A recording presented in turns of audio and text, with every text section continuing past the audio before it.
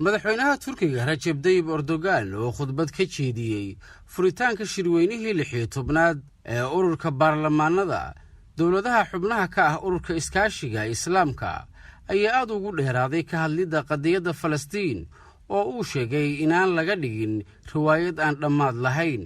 wuxuuna intaas ku daray nabadda bariga dhexe inay ku xiran tahay dawlad Falastiin leedahay oo caasimadeedu tahay Qudus. wuxuuna khudbadiisa si dadban ugu cambaareeyay dawladaha Carbeed ee taageeray qorshihii Yuhuudda iyo Mareykanka ee loogu magac daray heshiiskii qarniga. madaxweyne Erdogan oo arrimahaasi ka hadlaya waxa uu yiri sidan: nabad iyo xasilooni ka dhacda bariga dhexe waxa lagu gaari karaa oo kaliya in la dhiso dawlad Falastiin leedahay oo madax bannaan, caasimadna ay u tahay Qudus, taasoo ka kooban aagaga daanta galbeed, bariga Qudus iyo Gaza, iyadoo dawladda Falastiiniyiinta lagu salaynayo xuduuddii 1967. qadiyadda Qudus ma aha arrin ku kooban koox muslimiina oo geesiyaal ah, balse waa qadiyad caalamka islaamka oo dhan khusaysa. difaacidda Qudus waxay la mid tahay difaacidda bani'aadamnimada, ilaalinteeduna waa ilaalinta xuquuqda, sharciga, nabadda, cadaaladda iyo ilbaxnimada. waxaan caddaynayaa in Turkigu uu sii wadayo mowqifkiisa adag ee ku aadan xaaladda bariga Qudus iyo masjidka Al-Aqsa, annagoo ku dayanayna sifadii awoowayaasheen oo si cadaalada u xukumayay Qudus 400 oo sano. ma doonayno maanta inaan aragno dhiig, oohin iyo cadaalad-darrada ka jirta Falastiin. Qudus waa ammaano uu Nebi Maxamed naxariis iyo nabadgelyo korkiisa ahaatee uga tegay ummaddiisa.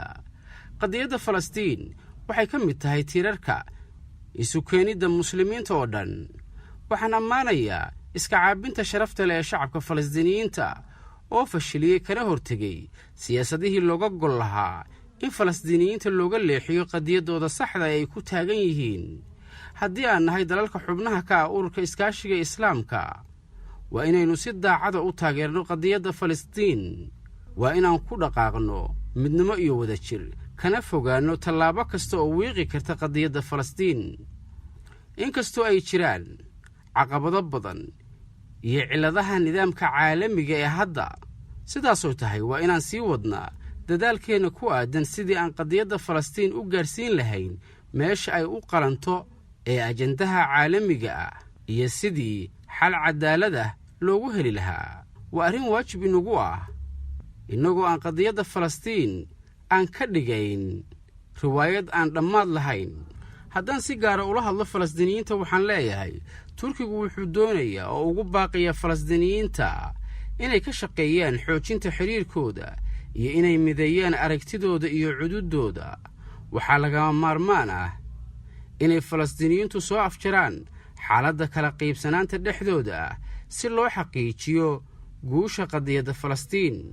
kala qaybsanaanta Falastiiniyiinta dhexdooda ah waa waxa ugu weyn ee ka farxiya cadowgooda iyo kuwa ka soo horjeeda qadiyadda Falastiin ee caalamka kale. waxaa jiray heshiisyo nabadda bariga dhexe loogu magac daray oo ay Israa'iil la galeen waddamo islaam ah, kuwaas oo aan wax xalah keenayn oo hal dhinac xaqdarro ku taageeraya. kuwaasi waxay ahayn heshiisyo nabadeed wax lagu sheegay oo minjaxaabinaya cadaaladda, ciqaabaya kuwa tabarta daran, isla markaana ku salaysnaa damac, kuna dhisnaa baad iyo iibinta hub cusub. ceeb ayay ku tahay waddamada islaamka qaarkood inay saxiixaan oo oggolaadaan wax aan heshiis lagu sheegi karin, oo uu wax u yeeriyo wiil yar oo aan xitaa hayn wax mansab ah oo la sheegi karo. aad baan runtii uga niyad jabay waxyaabahaas dhacay, anigoon hadda cidna si gaara u durayn, laakiinse waa xaqiiq jirta oo xilligan dhow dhacday.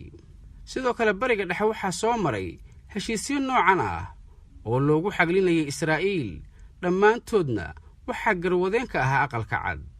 waxaa jira waddamo islaam ah oo aan isku khilaafnay qadiyadda Falastiin, kuwaasoo qaaday tallaabooyin dhabarjab ku ahaa xaqa iyo qadiyadda Falastiin, iyagoo taageerayay gumaysiga Yuhuudda. waxaan ku leeyahay kuwaas u soo laabta inaad garab istaagtaan carruurta Falastiiniyiinta ee xaqdarrada lagu laynayo maalin kasta. haddii aan nahay dalalka xubnaha ka ah ururka iskaashiga islaamka hankeennu waa in aanu ka hoosayn in la dhiso dowlad falastiin leedahay oo madax bannaan caasimadna ay u tahay qudus taasoo ka kooban daanta galbeed bariga qudus iyo qaza iyo inta isku xirtaa iyadoo dowladda falastiiniyiinta lagu dhisayo laguna salaynayo xuduuddii 1967 ceeb waxa ugu filan dunida muslimka wax kale iska daayay in la waayo hoggaamiye soo hadal qaada qadiyadda falastiin oo yidhaahda keliya waan ka soo hor jeednaa waxa ay yuhuuddu ka samaynayso falastiin intaas ayaan ku soo koobayaa khudbaddii madaxweynaha turkiga Recep Tayyip Erdogan uu ka jeediyey furitaanka shirweynihii 16aad ee ururka baarlamaanada dowladaha xubnaha ka ah ururka iskaashiga islaamka waa cabdisaq jubbood in la intaan dib u kulmayno nabadgelyo